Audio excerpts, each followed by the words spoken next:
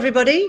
It's lovely to be here with you today. I am Helen Walters. I am the head of media and curation at TED, and I am thrilled to be your host for this episode of TED Explains the World with Ian Bremmer.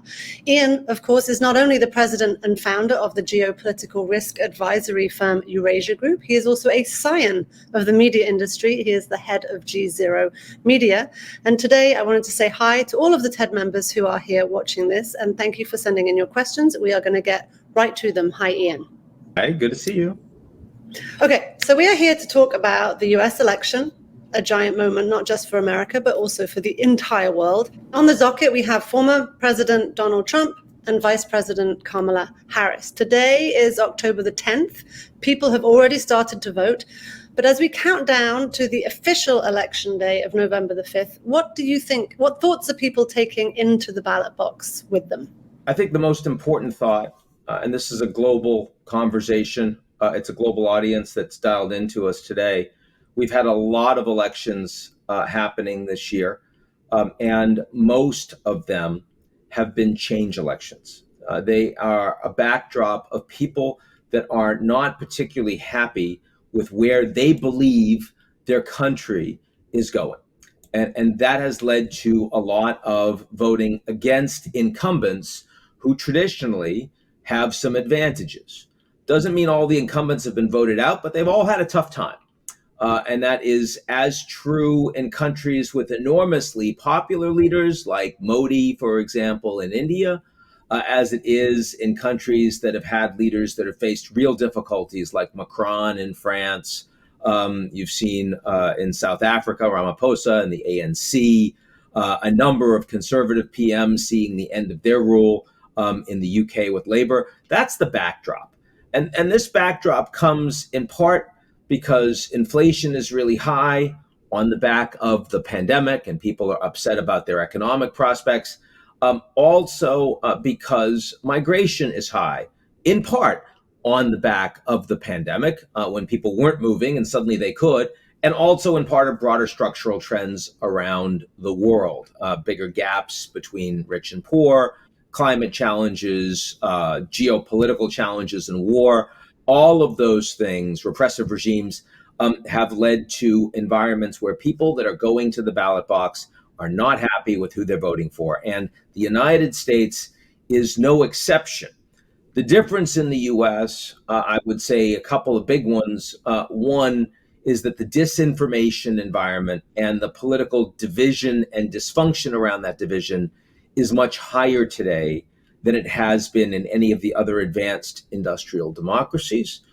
And secondly, the visceral unpopularity among opponents of these candidates is much higher than we have seen either in these other countries or historically in recent times in the United States.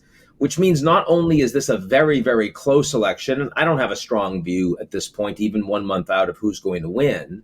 It's going to be determined by a small number of voters in a small number of districts and a small number of swing states. And you've all seen that. I have nothing more to tell you than what you've seen from all the pollsters and all the media on that. But also that so many Americans are not prepared to accept the outcome. So many Americans are prepared to see that this is rigged. And let's also remember, we've just gotten through, and no one asked me about this in the past few weeks, but it's important. We've just had 2 assassination attempts, quite serious ones, one that was very close from succeeding against former President Trump. In case people were worried, not thinking about just how serious the passions, the tensions, the conflict is as the backdrop for this election, the stakes are very serious indeed. All right, let's dive headlong into your world. Let's talk foreign policy. What do you see as the major differences between the candidates and their worldview? And how do you think that what might be the difference in how they approach international relations if they're elected? Well, this might be a boring way to start, but it's important, is the way that they will govern will be very different. Very different from Biden and very different from each other. Biden is and has been the most experienced foreign policy hand we've had as a president in decades. Was vice president, of course, and served that completely. Before that, he had served in the Senate for his entire career, including running the Foreign Relations Committee. So when you see Biden, or back before his age really started to show, when you have seen Biden on stages globally, you see him meeting with leaders that he has known personally, he has had long relationships with for a very long time. That is also true of his inner circle in the White House. These are people that have worked with Biden for decades, that he knows, that he trusts. And therefore, Biden's foreign policy decision-making style is made in the White House, right? And they make decisions. The president makes a surprising number of those decisions himself, and then they expect the cabinet to execute on those decisions, implement on them. That's very different than what we would see under Kamala Harris. She's had a lot of foreign policy exposure from being vice president, made a lot of trips, met with a lot of leaders. That's very useful for 4 years. That's very different from a lot of direct foreign policy making experience as a principal. That she has not had. And she would rely on a much more traditional cabinet. So how a Harris foreign policy manifests would have much more to do with the people she decides to appoint in state, as NSA, in defense, in Treasury, in commerce, than it has for the Biden administration. And they'll have regular cabinet meetings, which Biden has not been doing. And when they do, and they have differences that need to be hashed out, they'll be hashed out in front of her, and she'll play a very active role in steering that conversation. But it's very different from Biden, where for a Trump administration, there would be a small number of high-level issues that he will make decisions on in a untransparent and frequently instinctive way. And he won't take a lot of advice from other people around those decisions. And then there'll be a whole other host of policymaking decisions that he will not be interested in almost at all. And those will be decisions that'll be made by others that happen to be trusted around him and afforded the responsibility for those issues, which might be the cabinet secretaries, but might also be informal people that are in or around the White House. You know, for example, as Jared Kushner ended up with the Middle East portfolio last time around. So, I mean, I know you want to ask me about policy, but I don't want to sleep on the fact that a lot of the way policy gets implemented in a really big organization like the US government depends on what kind of leadership and structure you have. And these would be two very, very different structures. That's really interesting. Who do you think, like, I think that the question of personnel, the question of who's in those inner circles does really matter. What is your sense of who's going to be surrounding the president in the next 4 years? Well, I want to say, that for Trump, those decisions are almost always made at the last minute, and Trump responds a lot to recency. The person that he just met, that just impressed him, that looked like, sounded like the person that should be in that role, even if he has never met that person before, he'll be very excited and say, I want that person in that job. Look at the way Rex Tillerson became Secretary of State. I mean, didn't know Trump from Adam, and came out of that meeting, well, I'm going to guess I get the job. And that could have been Jim Stavridis. That could have been Dave Petraeus. They would have been very different. So definitely the fact that Trump has been president for 4 years means that there is a constellation of people around him that have worked with him, that are trusted, that he will go back to. I think Robert O'Brien, who had been National Security Advisor, will certainly play a senior role again in a Trump administration. I think that certainly Robert Lighthizer, who was U.S. Trade Rep, will probably be running trade in some form, in some position. He'd like to be Secretary of Treasury. I don't think he's going to get that job, but he'll do something. But there'll also be a bunch of people that, will be complete surprises, even shocks to the system. And I can tell you, people that look good right now. Tom Cotton is certainly, the senator certainly looks like he is, got a very good chance of either running defense or CIA. Pompeo always throws himself in the mix, though he didn't endorse Trump until very late, and it's not clear whether he'd get a nod or not. There's always a question of what Jared and or Ivanka might do, even though they've said they don't want to be around this time around. Trump keeps going back to them every time he sees them. So, yeah, of course you're saying that, but you're going to be in, you're going to be in, and I want you in. And you'll see what that means. So I think there's an enormous amount of uncertainty. Now, for Kamala Harris, she has told the people that want the positions around her that, definitely her staff is collecting all that information. She is not prepared to start that decision-making process until after an election, assuming she wins. So still very early in that process too. But you have a lot of people around Kamala, certainly, that you would expect to have significant positions. In my world, her lead foreign policy advisor has been Phil Gordon, serving in the National Security Council in the White House. Very capable. I would expect he'd have a good shot at being National Security Advisor, assuming he wants that job. I think for Secretary of State, Bill Burns, a lot of people say if he's older, he's in his mid-70s, but he's done a very solid job, not only running the CIA, but also running point on the Middle East. If he wanted the job at State, I think he'd have a very good shot at it.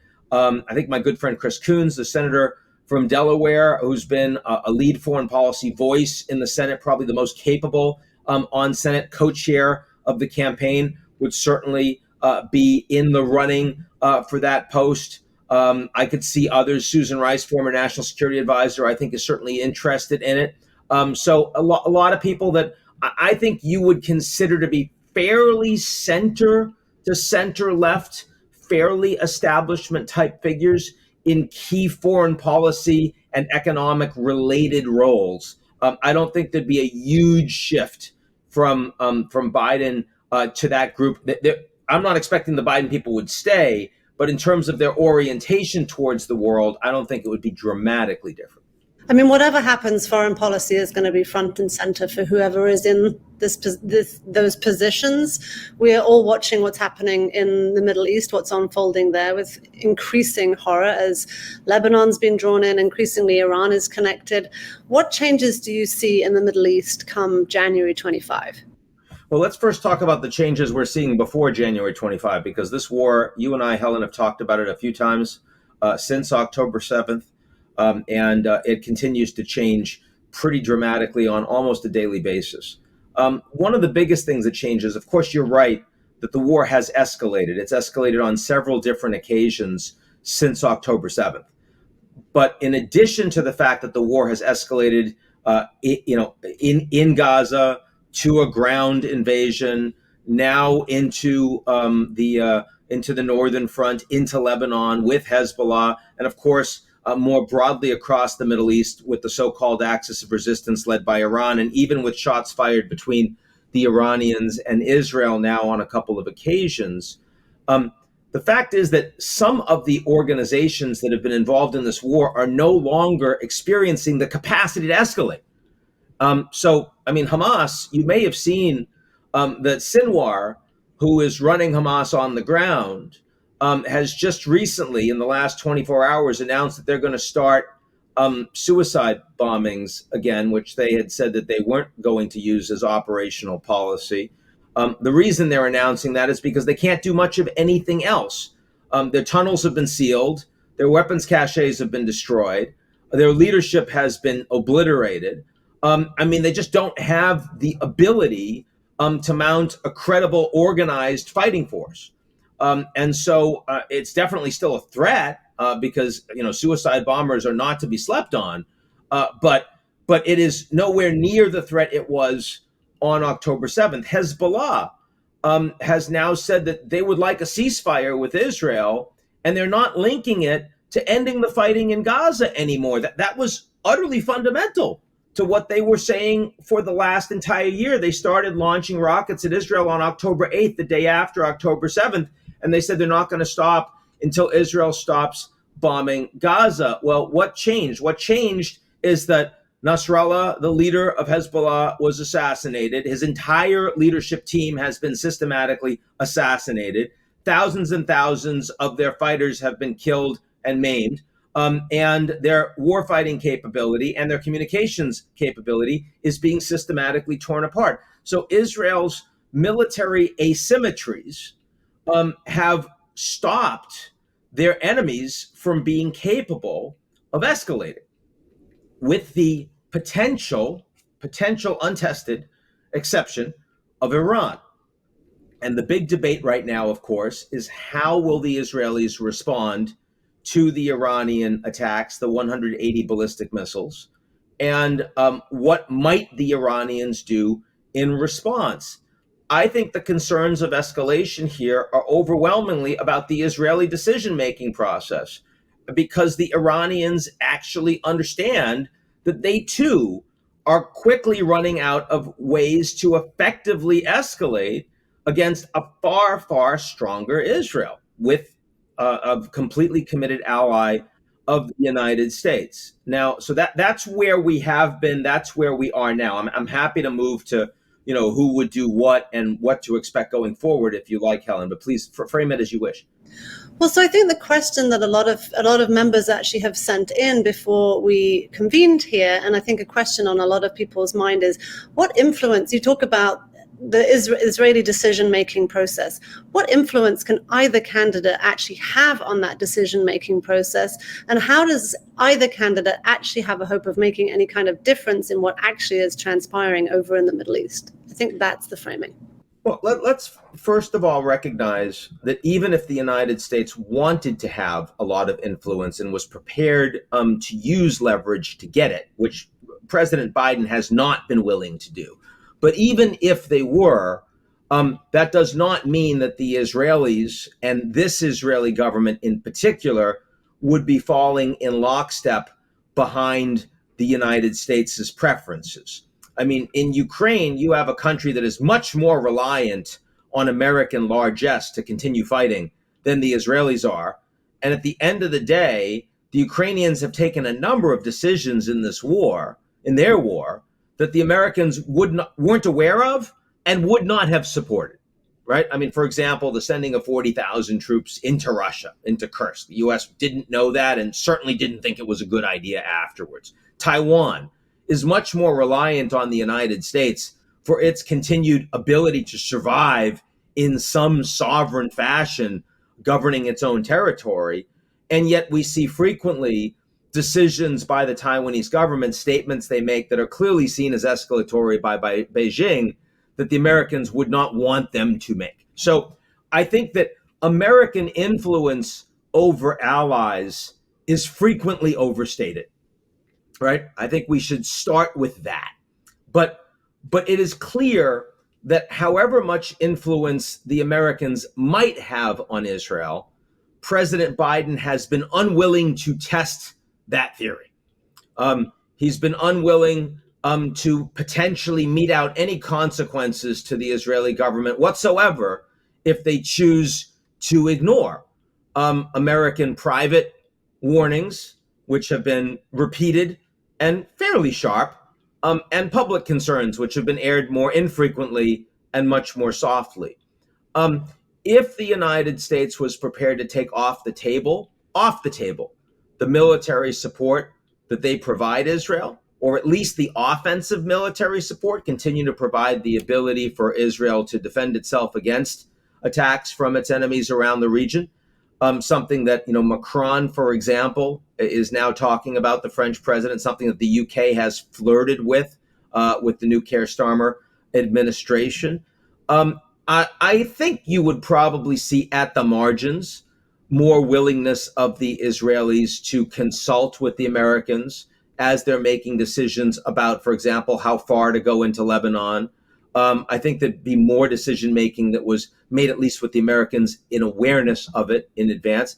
I'm not sure it would have changed the way the Israelis are pursuing and fighting the war, in part because it is so overwhelmingly popular in Israel, because the Israelis don't support a two-state solution anymore, because the Israelis want to do everything possible to get their hostages out and to get their 60,000 civilians back into the north. And that means, fighting Hamas to the last leader and fighter that they can, and destroying Hezbollah as well. So I'm not sure that the United States would have much effect on Israel. But there's another question, which is, would the United States have more support from other countries around the world? The U.S. has lost a lot of influence with the global South, particularly Southeast Asia, for example, Indonesia, Malaysia, even Singapore, because they are perceived as complicit in the Israeli strikes into Gaza and the lack of humanitarian assistance getting in for the people of Gaza.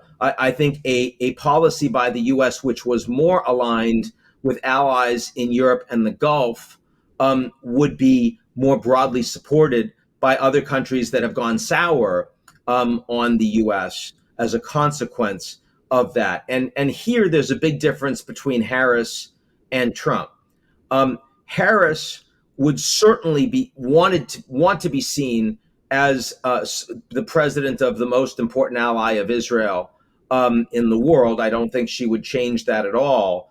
But I also think she would do a lot more to help ensure that the Palestinians got regular humanitarian aid in, as opposed to the roughly 10% of what they had at pre-October 7th right now. I think she'd push harder on that directly and publicly with Israel. I think she'd be working more closely with the United Nations. And I also think she'd be working more closely multilaterally with American allies. I think that Trump, on the other hand, has already made clear he does not support a two-state solution anymore. He did when he was president the first time around. In fact, that was behind the Bahrain conference and behind the Abraham Accords was a nominal map, a roadmap for a two-state solution with what that would look like in the West Bank in particular. He has also said that he would support Israel directly striking Iran's nuclear facilities. Jared Kushner has circulated what he thinks is a unique opportunity for Israel to take care of as he describes it, the Iranian problem. There's no question in my mind that Kamala Harris would not support that. So frankly, I think that Harris and Trump differ perhaps the most on the Middle East, specifically on Israel-Palestine, than they do on any other major foreign policy issue out there. And I think that is likely to manifest after January. So that's interesting, because the next question that I wanted to ask you about was Ukraine and Russia.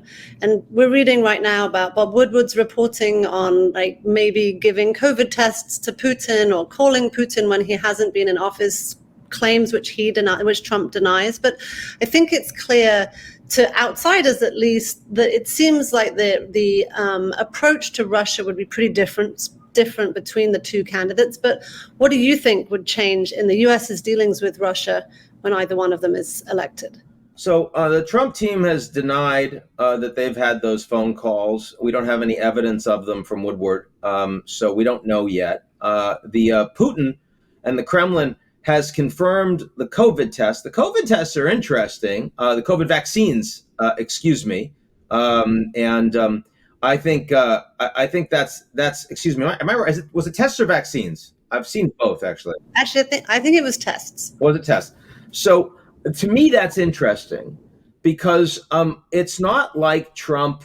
I mean, Trump talked a good game with Putin, and you'll remember the Helsinki summit in particular, where it seemed like he was trying to make nice with Putin as his best buddy, as opposed to the ways he's been much tougher with some U.S. allies in NATO. But the reality of U.S. policy under Trump was not that.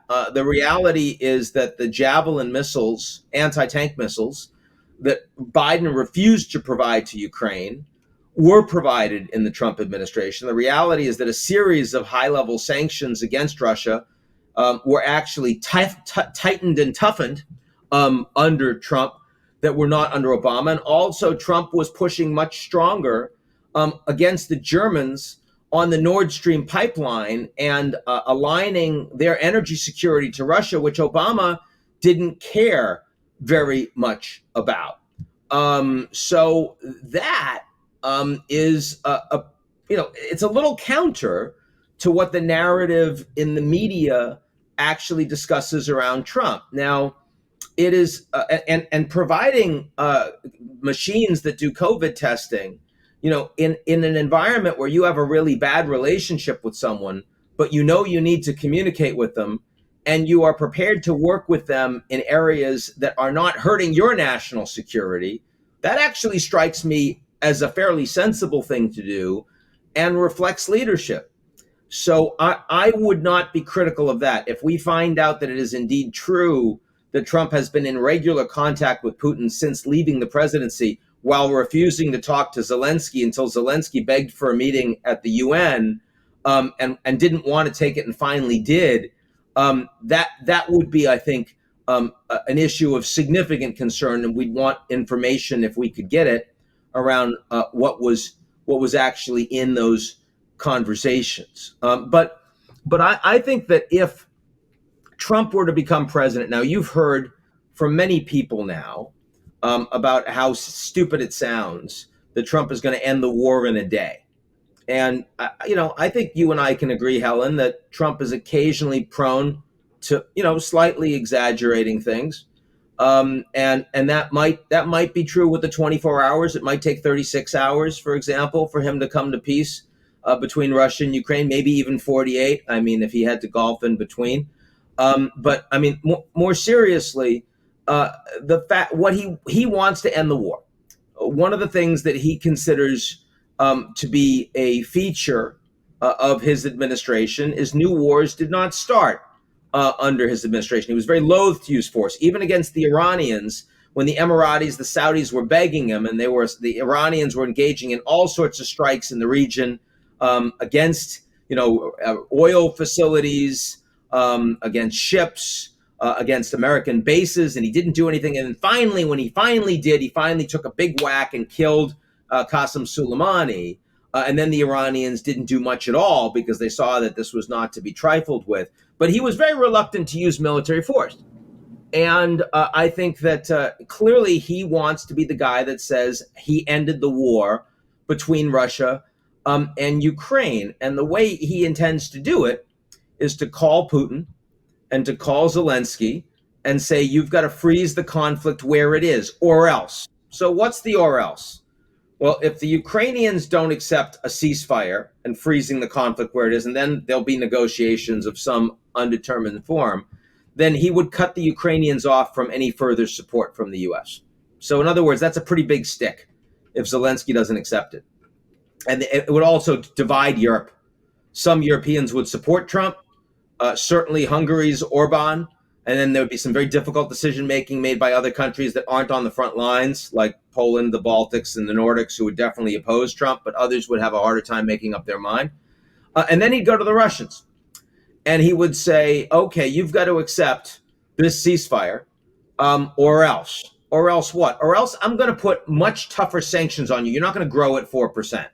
I'm going to stop you from exporting oil to India. I'm going to end that deal. I am going to put sanctions on the banks in China that are allowing you to engage in financial transactions. I'm going to put sanctions on your central bank. So, I mean, that would have massive costs for the world and for the Europeans. Again, it would divide the Europeans from the United States, but it would certainly be a pretty big stick that Putin would be hit by. Now, I mean, the question, of course, is how do you game this out? Like, I mean, does Zelensky say yes, knowing that Putin is going to say no? If Zelensky says no, can Putin then say yes, and he doesn't have anything to worry about? I mean, clearly, I mean, not that these guys are going to be gaming it out together, but it's a serious question. Now, the one thing that Trump is unlikely to do, he's very unlikely to call the Europeans and coordinate with them, which has been the most successful part of Biden's policy, the fact that it has been, unlike Biden's Middle East policy, Biden's Russia-Ukraine policy has been a multilateral policy led by the U.S. in NATO. And so at every step of the way, economic sanctions, freezing of Russia's assets, provision of intelligence, provision of military support and training, all of that is being done collectively by the entire alliance. Even the Japanese and the South Koreans, the Australians have been on board with all of this. It is highly unlikely Trump will do that. Trump is much more likely to make those phone calls to the Russians and Ukrainians himself. And a lot of allies are going to find out about it when they're briefed by Trump's people or when they watch it on TV. And that, of course, is a much more challenging way to run policy. Now, Harris would be very different. Harris would have a multilateral policy, not only in lockstep with the Europeans, but she would not be prepared to do anything with Russia unless the Ukrainians were on board. So it's a very different approach. Again, the structural approach, not the intention of the policy, the structural approach would be very, very different.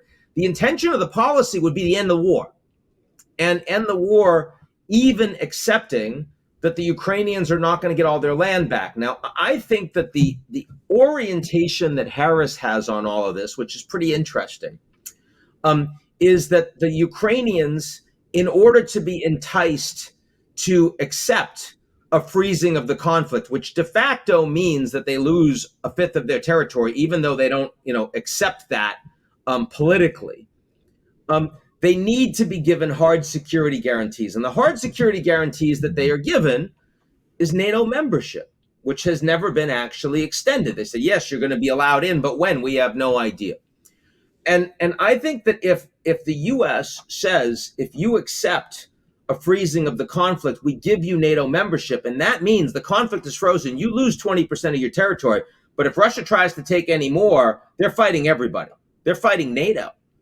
That's acceptable to Zelensky. Zelensky, I think, can get there in a way that it would be much, much harder for Zelensky to accept what Trump would be arguing for on their erstwhile phone call.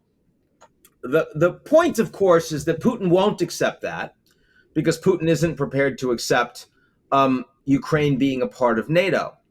But if Putin says no, and he won't have negotiations, but the Ukrainians say yes and NATO says yes, you are now in a better position globally, because you can now go to other countries with influence over Russia, like China, and say, look, we've got a peace plan. Here it is. And we're all on board. And a lot of the countries in the global south that just desperately want this war to be over would, I think, be sympathetic to that in a way that right now they're not sympathetic to the U.S. position, which is we defer to Ukraine, and the Ukrainians are saying we want all of our land back, and everyone knows they're not going to get all their land back, so it's endless war. That endless war, by the way, that the Ukrainians are increasingly not going to be capable of fighting. So this is the reality, I think, is that the ultimate policy outcomes that Trump and Harris would find acceptable are closer than you would think. But the mechanisms that they would use to try to achieve those outcomes are radically different. And as a consequence, the potential for success, the consequences of failure would also be very, very different. Whew, that is so interesting. I will be chewing on that for some time. But now I'm going to change the subject completely, because I think that we should talk about climate change. Milton just flattened Florida. Helene decimated North Carolina. We know, you know, I know, we know that climate change is not a theoretical threat. It is ever present. It is increasingly dangerous. What do you think the candidates are going to say about climate? And I guess in the back of my mind, I have the voices of the young people I've heard who are increasingly nihilistic about the idea that anyone is ever going to take any meaningful kind of change on climate. So where are the candidates, and are the young people actually right? Oh, yeah. The young people are right. And the young people are the ones that are ultimately going to make the change on climate. They're the ones that are going to demand that companies change their behavior or they'll stop buying their goods. They're the ones who demand that governments change or they're going to vote for much more radical outcomes. And they're going to increasingly do that as they have a larger share of the voting population, as they have a larger share of wallet and consumer spend. And of course, as the implications of climate change become much more real for all of us internationally. Of course, we know it's getting worse because so much of it is already baked in, irrespective of what we do going forward. And we see the manifestations of that in massive storms and massive droughts, climate change, climate weirding, as they call it, climate escalation on both sides. We see that all the time, and everyone accepts it. Even though there's disinformation online, you've got 193 countries around the world that are all signatories for the Intergovernmental Panel on Climate Change, and they all accept that what we see and what the scientists tell us in front of our eyes. And I certainly understand that a Harris administration is going to talk a much bigger game about green energy and about a transition to sustainable energy. I also know that Trump is going to talk a lot more about drill, baby, drill, and oil and gas and even coal, and he will give much more personal access to his administration from the CEOs of those companies, who will be more frequent guests, and they almost never have a chance to see Biden. But you saw that Harris walked back her "I oppose fracking." She walked it back de facto when she became vice president. She walked it back in de jure when she was asked about it on the trail. The United States is now producing more oil than ever before, and far more oil than anyone else in the world, far more than the Saudis, far more than the Russians. That is under a Harris-Biden administration, and I expect that would be extended under a Harris presidency. Under Trump, there's no question that he is going to make it easier to have permitting for additional drilling in Alaska and other places, and he's going to make the regulatory environment easier to navigate for more infrastructure build, the rest of it. But I don't think he's going to suddenly eviscerate the Inflation Reduction Act, because so many of the jobs that come from that legislation are red state jobs. So much of the investment is red state investment. And I mean, the highest level of post-carbon energy production in the United States was California a couple years ago. It's now Texas, right? Texas, which has become an energy superpower in its own right for oil, for gas, and also for solar and wind, right? And I also think that both administrations would be moving faster to permit nuclear. So for the United States, it is really an all of the above policy, which, by the way, is also China's policy. The only thing is that China's 20 years ahead of the United States. China's been investing at scale for a long time in wind and solar and geothermal and nuclear and electric vehicles and batteries and supply chain all over the world, while the Americans have been ignoring it. And so now the Chinese have world leaders at scale in all the global renewable energy, and the Americans aren't there yet, but Americans recognize that's the policy they need. So you're going to have two superpowers of energy: the United States, the superpower of carbon energy, trying to transition and increasingly transitioning, and you're going to have the Chinese, the superpowers of post-carbon energy, right?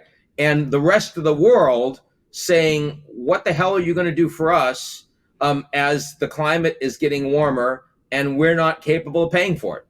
And I think the gap between the US and China and the global South is going to grow on this issue, because what the American solution is, well, just invest in new technology, make it cheap enough that eventually these countries are going to be able to take advantage of it. That's great, but what they want are reparations, because the Americans are the ones, and the Chinese are responsible for getting us to where we are, the Europeans, and these countries won't be able to emit carbon in the atmosphere the way we have, and yet they're going to be facing all the costs of the lack of biodiversity, of the lack of ability to produce effective agriculture, all the rest. And the hope, and you see, for example, Eric Schmidt talking about this in the last few weeks, is that you're going to make bigger AI bets that will allow these countries to meet their sustainable development goals and allow these countries to deal with climate change. That's a great bet, but it is an unproven bet as of now. I'm a believer, but my God, we have to get lucky to not have this be far, far more devastating for people all over the world. Are either candidate taking the idea of reparations seriously? Is that really being talked about? No, in fact, even AOC, when she was talking about a Green New Deal, she wasn't talking about a Green Marshall Plan. It was American exceptionalism. I mean, the funny thing about American policy is that, you go from left to right and the entire political spectrum is still pretty narrow from a global perspective. Right. That is something that I think people in the United States need to be more aware of. All right. So there are so many other things that we should and could talk about, but we have limited time. So I'm going to chuck very large topics at you and ask you to very pithily define exactly where we are and what we need to think about. Immigration, you mentioned it earlier. It's been a huge issue for both candidates, but who's thinking smartly about this and what should we look for? You're seeing more alignment between Harris and Trump on immigration. Not as fast as you've seen in Europe, but in Europe, you're now seeing EU-wide efforts to coordinate immigration policy, driven by Ursula von der Leyen, aligned with people as diverse as Schultz and Meloni and Macron. I mean, even Orban, who just met with von der Leyen, and certainly it was a fairly acrimonious meeting. But Orban's point was, when you look at Hungary's Viktor Orban, when you look at the EU policy on migration, this is stuff he was talking about years ago. So in the United States, you have a lot of relatively blue cities that have been very, very comfortable talking about being sanctuary cities and being open for lots of illegal immigration, which they are very happy to trumpet when it's a theoretical issue. And then as soon as those immigrants start coming over in large number, because these are not border cities, right? At least some of them are Canadian border cities. They're not border cities which they see as a problem. And then suddenly they realize, wait a second, we don't want to pay for all this. We don't want to have all these people in our city, and they become much more cautious and hardline on illegal immigration. So I do think that if Harris were to become president, you would see a continuation of a much tougher set of policies that Biden has implemented in the election period to try to bring immigration numbers down, and which frankly are closer to the immigration policies that you saw under Trump. I don't think that there's an enormous gap. The rhetorical gap is what's much bigger. The willingness of Trump to use immigrant populations to demonize them, to say that they're somehow genetically at fault when they are committing violent crimes, even though the violent crime rate overall is nowhere close to what it was in the 90s, and immigrants are some of the least likely to commit them because that means they get tossed out of the country as opposed to people that actually have a legal right to be in the U.S. But I mean, there's been so much really disturbing language that I think has increased hatred and leads to more violence and hate crimes against illegal immigrants and frequently against immigrants that aren't illegal. I think Trump's much more willing. That's a feature of Trump, of Vance, of the MAGA America Firstism, in part because it's a grievance-based, more nativist ideology. But the actual policies on immigration are not so radically different. The big difference in policy implementation that Trump has talked about is wanting to send back some 11 million illegal migrants in the U.S. There is absolutely no way he would be able to implement that policy. The infrastructure doesn't exist. It would not be created. But I would say that even if he did 10% of it, which is plausible, the inflationary impact that would have on labor in the United States would be significant. And I think that the market participants that are looking at the difference between Harris and Trump are looking at tariffs, but they're also looking specifically at labor rates and immigration. That's interesting. I mean, inflation has also been a huge topic of conversation, but I don't know that people are necessarily connecting immigration and inflationary rates. What else should people be thinking about in terms of the economy from these two candidates? The fact that the great deficit hawks are near extinction, that either Trump or Harris would be strongly expansionary in terms of fiscal spend. There would be slightly different focus. I think that Trump would look to extend the entire tax cut package that would be coming to a conclusion. It was, put in as temporary, kicking the can to somebody else. And if that can is kicked to the same person, he's going to expand it all. I think he would, so he wouldn't get as much money in.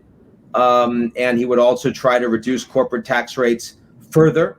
The intention would be to juice growth, but I don't think that would meet the expenditure, and especially in a still comparatively slightly higher interest rate environment where you're doing a lot more debt servicing as a part of your budget. And also, I think Trump would lean more heavily into higher spending in defense. Kamala Harris, her policies would be less growth oriented for the private sector. though she is trying to lean into small and medium enterprises and entrepreneurship. Again, something that you would see, green shoots of that are useful long term, but you wouldn't see that benefit for the 4 years of her presidency. She would certainly increase tax rates on the wealthy and probably the baseline corporate tax rate. So that would bring more money in. But the significant expansion of social programs would more than make up for that. And so both of these presidents would be significantly expansionary on the fiscal side. I don't think it would affect the interest in the strength of the dollar globally. I think that's a much longer term issue, especially given how weak the comparative other stores of value and economies are around the world: Japan, the Eurozone, China, which isn't convertible. But certainly this is a very big can that is being kicked. And when you talk about U.S. politics, frequently that's what you're talking about. You're talking about short-term tactical refusal to accept long-term strategic challenges. The climate change challenge is the biggest example of that, but the fiscal challenge is a certain second. So many cans, so little time. Okay, here's a really great question that we had in from one of our lovely TED members. What can be done about the pandemic of misinformation making a mockery of informed voting? I think as long as we have algorithms that are driving the information that we get and that are being driven by a profit motive as opposed to a civic motive, a community motive, or just an accuracy and information motive, all of those things would be very different. You're going to have this become a much bigger problem. I remember when weathermen and women weren't objects of politicization. That is no longer true. There's weather control apparently from God knows who, from them. They're doing weather control. Hurricanes do not differentiate between Trump voters and Harris voters. And you desperately need to listen to the scientists on what is likely to come from an imminent massive storm and tornadoes and storm surge. And more people are dead today because of that disinformation. So if you think that this is unprecedented and bad when we talk about a hurricane, and never mind when we talk about a pandemic, then what do you think is going to happen with our democracy? So I think there are a lot of things that can be done. One of them is that bots do not have free speech. They don't have the right of free speech. I'm a big advocate of free speech. I think it's an important thing we have in our country. It applies to human beings. So I think that human beings, at least in America, and I understand there are problems in more repressive societies, and for now, the US is not such a society, though there are trends, should be verified. In other words, you have to be a real human being to be able to exist on a social media platform as a human being, to be verified, to be promoted algorithmically. And if you're not, there's a place for AI-related content, but that content it needs to be not verified, and it cannot be promoted algorithmically. It has to be promoted by a human being who knows it's AI-driven content. I think that would make a difference. I also think that we need more responsibility for civic relations and democracy from our corporate leadership. We just do.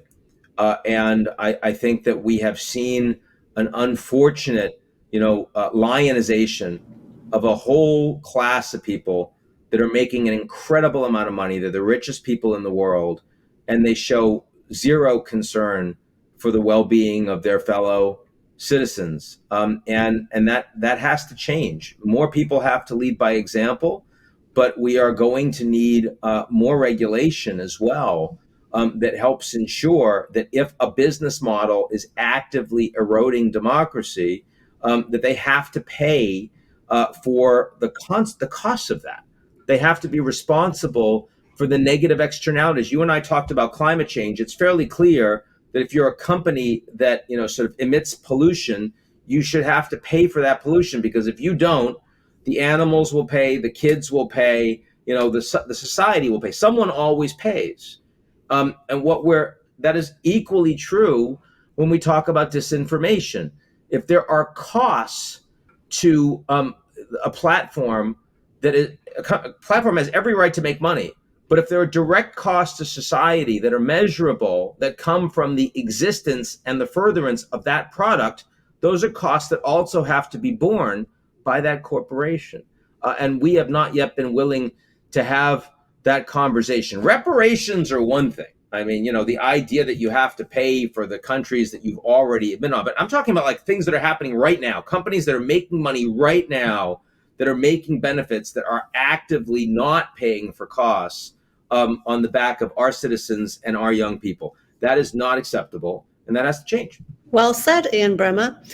What are the chances, and this is a horrible question, but I have to ask it, what do you think are the chances that we're going to experience violence after the election? Well, violence, sure. I mean, we've experienced violence every day in this country, so I don't think you mean that. I'm not sure you mean January 6th type violence, because I think that's very unlikely. I think Washington, D.C. will be locked down. It's the same thing that, you had to take your shoes off. Why? Because someone, it was a shoe bomber on a plane. So damned if you're going to put them in your shoes going forward. Right? I mean, we make sure that we can't do the same thing a second time. But I do think there's going to be violence. Look, you haven't asked me about 2 assassination attempts on former President Trump, at least one of which was incredibly close from happening. I mean, if this kid had been at all remotely capable as a shooter, Trump's dead. And I think that Trump supporters who believe that they have tried to impeach and convict him twice for crimes he didn't commit, then they're trying to throw him in jail for crimes he didn't commit, and we're going to vote for him anyway, and then they try to kill him, and they killed him. They killed him. I think they do not accept that.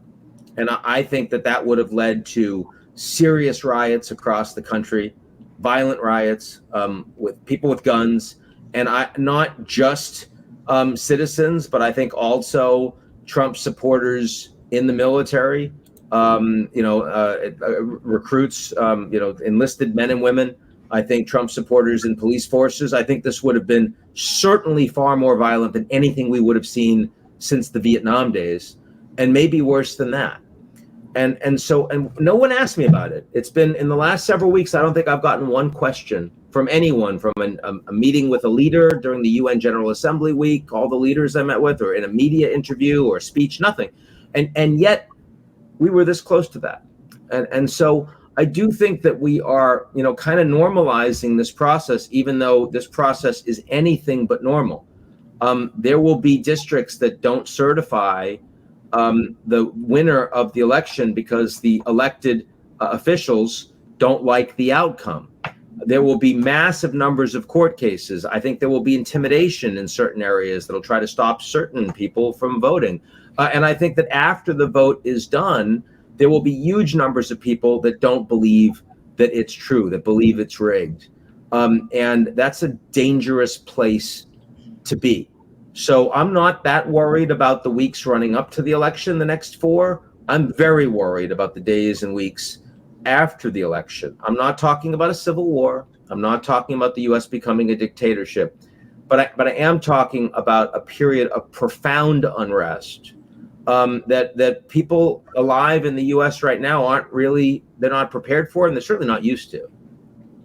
That is a very miserable note on which to end, but end we must. So I suppose the conclusion is that we should all go vote. I'm just going to share that this is the first election that I will be voting in as an American citizen. I'm really very excited.